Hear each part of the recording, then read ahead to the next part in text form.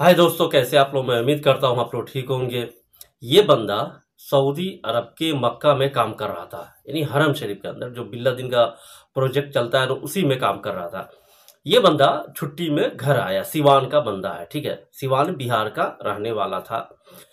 और ये जब छुट्टी में घर आया, उसके 5-6 दिन बाद पुलिस ने इसको हिरासत में लिया। और हिरासत, इंडियन पुलिस, इंडिया की बात कर रहा हूँ, वो भी बिहार पुलिस। हिरासत में लेने के बाद इनको मारा पीटा। मार पीट करने के बाद इनको हॉस्पिटल में डाल दिया गया। हॉस्पिटल में 2 से 3 दिन के अंदर खबर आई कि इनकी डेथ हो गई है, यानी मौत हो गई है, ठीक है। अब आप सोचिए, जो सऊदी अरब के अंदर रहने वाले हैं, क्या आप घर जाएंगे छुट्टी पे, आपको पुलिस पकड़ के मारे पीटे और आपकी मौत हो जाए बिना गलती का, क्या आप कर सकते हैं बताइए। तो ये हालात है हमारे इंडियन पुलिस का कि किसी को भी उठा करके पकड़ के मारता है पीटता है, उनकी मौत हो जाती है, कोई जिम्मेदारी नहीं लेता है, कुछ नहीं, कुछ बताने की जरूरत नहीं समझता है क्या गलती था, क्या केस था, क्या पुराना केस था, क्या नया केस था। अभी इनकी शादी होने वाली थी, शादी करने गया था घर पे। और 10 मई, यही 10 मई को शादी होने वाली थी, लेकिन इनका शादी भी नहीं हुआ। उससे पहले ये मर चुका था, ठीक है।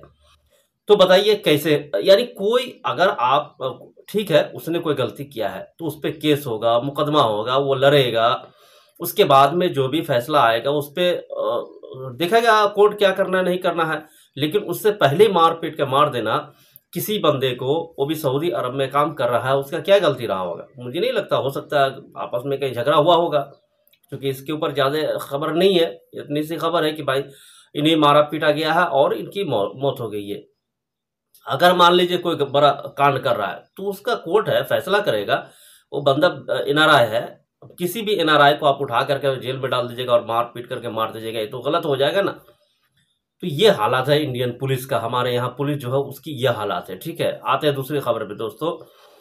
मक्का जाने के लिए इतने लोग उतावले हैं, ऐसा लगता है कि अगर वो हज कर लेगा ना तो सीधा जन्नत में ही चला जाएगा।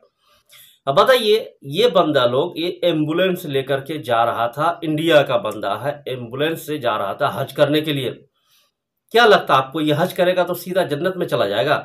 क्या लगता आपको, क्या ये हज करेगा तो इसको बहुत सारे सवाब मिल जाएंगे और बाकी जो लोग हज कर रहे हैं उनको नहीं मिलेगा? एक बात याद रखिए, लाखों लोग हज करने जाते हैं। अगर सब, मैं ये नहीं कहता हूँ दुआ कबूल नहीं होता, अल्लाह हर किसी का दुआ कबूल करता है। लेकिन अगर एक दुआ कर देना हाजी लोग, तो मुझे लगता है दुनिया खत्म हो जाएगी। लेकिन किसी का दुआ कबूल नहीं होता, मैं चैलेंज के साथ कहता हूं, किसी का भी दुआ कबूल नहीं होता है। लाखों लोग जाते हैं ना, आप तो सब देखते हैं, हम लोग भी देखते हैं कि लाखों लोग जाता है, हाजी की दुआ कबूल होती ही होती है। आखिर क्या वजह है जो कबूल नहीं होता है? और तुम एम्बुलेंस में चोरी छुप के जाओगे और सोचोगे हम जाएंगे तो हमारा हज कबूल हो जाएगा, हमें लोग हाजी कहेंगे, नाम के लिए जाता होगा। बाकी मुझे नहीं लगता कि अगर कोई दिल से जाए, दिल से, तो मुझे नहीं लगता इस तरह कोई हरकत करके जाएगा। पुलिस पकड़ा है, जेल में डाल दिया है, अब रहेगा सरेगा। मेरे पास डेली, यकीन नहीं कीजिएगा, अरबी में इंग्लिश में मैसेज आता है, आप देख सकते हैं डेली। मिनिस्ट्री ऑफ इंटीरियर की तरफ से मैसेज आता है कि 20,000 फाइन है, 1 लाख फाइन कर दिया है। डेली कहा जा रहा है कि नो परमिट नो हज, सीधा।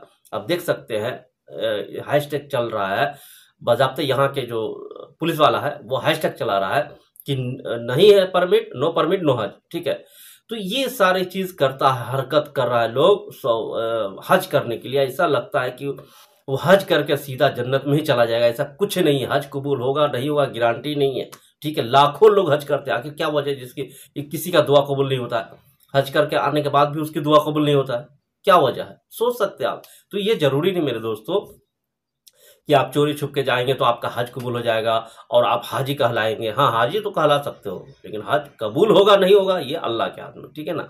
ये मत सोचो कि हम हज कर लिए तो हम बहुत पाक साफ हो गए, ऐसा कोई बात नहीं है। आप 1000 उम्र कर लो, पाक साफ नहीं हो सकते हो जब तक आपका दिल पाक नहीं होगा, आप इखलाक अच्छे नहीं रखोगे, आप जो भी उसके प्रोसीजर है इस्लाम के उस हिसाब से नहीं रहोगे, तो आपकी दुआ कबूल क्या, आपकी एक बात कबूल नहीं होगी, ठीक है। तो ये सारी अपडेट है दोस्तों। आप अगर उम्र करना, हज करना चाहते हैं जो लीगली है, जो परमिट द्वारा कहा गया, पिछली बार आपको पता है कई लोग, कई 100 लोग मर गए थे यही भगदड़ की वजह से। यही इलीगल लोग जाते हैं, भगदड़ करते हैं और भगदड़ में लोग जो बूढ़े होते हैं ज़्यादा, उनकी मौत हो जाती है, या जो बच्चे होते हैं या जो कम जानकार होते हैं, भाग नहीं सकते क्या यहाँ वहाँ, जो जानकार होते हैं, जो मक्के के रहने वाले हैं या सऊदी को, उनको तो पता होता है। तो ये सारी चीज़ हरकत करता है लोग जा करके वहाँ पे, और बदनाम करता है हाजी को, हज को और मक्का शरीफ को कि यहाँ भगदड़ हुआ, इतने लोग मर गए, इतने लोग मर गए। ये सारी चीज़ क्या है भाई? ये कौन बदनाम कर रहा है? हम आप कर रहे हैं जो बिना परमिट के जा रहे हैं, भगदड़ होगा, वही लोग करता भगदड़, और कौन कर सकता है हरकत करने वाला? ठीक है, तो आपको हज करना है, आराम से कीजिए। इस साल नहीं अगले साल होगा, अगले साल नहीं अगले साल हो, क्या दिक्कत है भाई? दिल में इरादा रखिए, इंशाल्लाह अगर मर भी गए इरादा रख के तो हज के बराबर ही होता है। ठीक है, ये आप किसी भी मौलाना मौलवी से पूछ लीजिए, इरादा है तो हज के बराबर ही होता है अगर मर भी गया तो। ठीक है ना? तो ये सारी अपडेट है दोस्तों, मिलते हैं नेक्स्ट वीडियो में। Thank you.